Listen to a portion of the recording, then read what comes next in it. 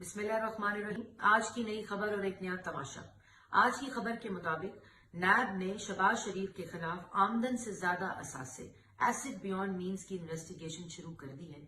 और आज की खबर के बाद मैं ये समझती हूँ कि नेशनल अकाउंटेबिलिटी ब्यूरो को अपना नाम बाज़ाब्ता तौर पर नून अकाउंटेबिलिटी ब्यूरो रख लेना चाहिए, क्योंकि एसिड बियॉन्ड मीन्स वही घिसा पिटा फरसूदा इल्जाम जो सियासी इंतकाम के लिए नैब के काले कानून को इस्तेमाल करके सियासी लोगों के खिलाफ किया जाता है। जनवरी 2018 में जब साफ पानी की इंक्वायरी और इन्वेस्टिगेशन शहबाज शरीफ के खिलाफ स्टार्ट हुई, जिसमें शहबाज शरीफ साहब इंक्वायरी का हिस्सा बने, जब कुछ ना मिल सका तो उनको साफ पानी में बुलाकर आशियाना में गिरफ्तार कर लिया गया।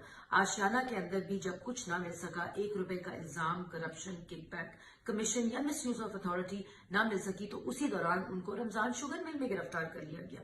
64 दिन नैब की हिरासत में, नैब के अकूबत खाने में क्या कर रही थी नैब शहबाज शरीफ साहब के साथ कि अब उनको एक्सेस चाहिए एसिड बियॉन्ड मीन्स के अंदर इन्वेस्टिगेशन करने की। और मैं ये भी बताना चाहती हूँ कि इस पूरे दौरान आमदन से ज्यादा एसिड सासियों के ऊपर इन्वेस्टिगेशन शहबाज शरीफ साहब की जारी थी।